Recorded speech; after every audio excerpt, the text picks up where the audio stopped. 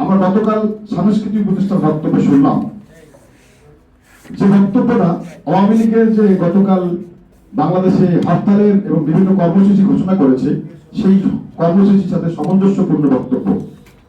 সংস্কৃতি উপদেষ্টা ওই চেয়ারে বসে ফারুকী সাহেব উনি বললেন, বাংলাদেশের মানুষ দাবি আদায়ের জন্য তোমার রাজপথে নেমে আসো, ঘেরাও কর্মসূচি দাও, তাহলে আমরা দাবি মেনে নেব।